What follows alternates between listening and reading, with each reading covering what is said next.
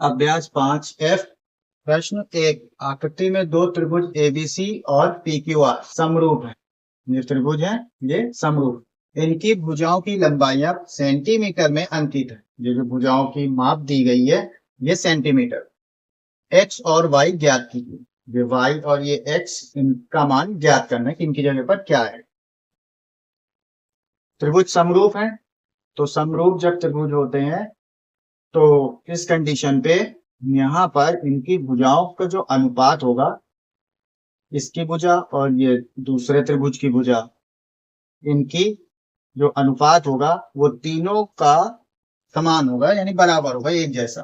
तो यहाँ पर इनका अनुपात निकालेंगे और बराबर करके दिखाएंगे। तो इसको लिख सकते हैं PQ अनुपात, यानी PQ बटे AB। इसी तरह से QR बटे BC। फिर इसी तरह RP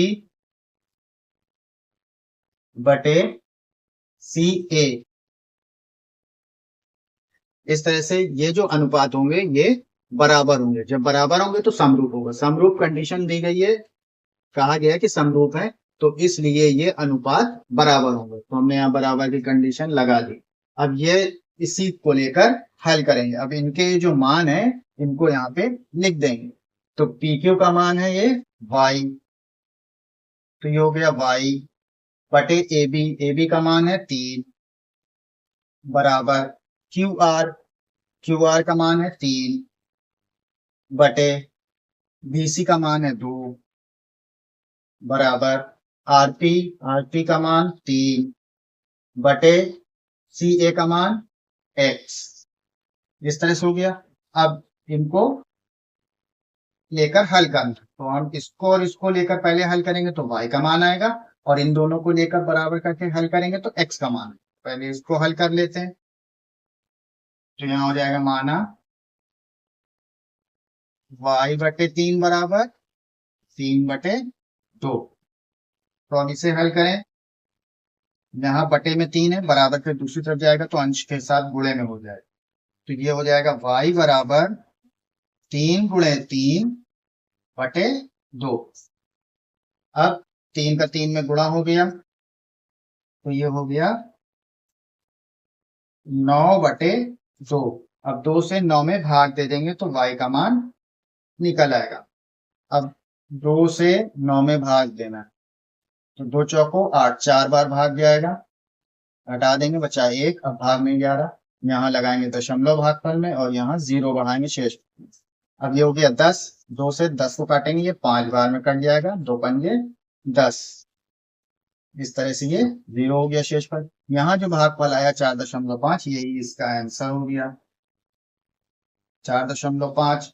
अब यहाँ लंबाई सेंटीमीटर में अंकित है, तो इसको भी सेंटीमीटर लिखेंगे, मात्रक सेंटीमीटर आएगा। तो Y का मान आया 4.5 सेंटीमीटर। अब इसी तरह से हल करना है X के लिए, तो यहाँ पर इसको हल करेंगे।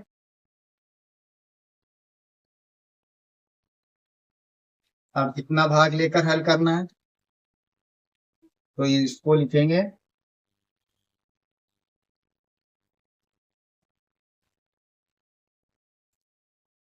3 बटे 2 बराबर 3 बटे X।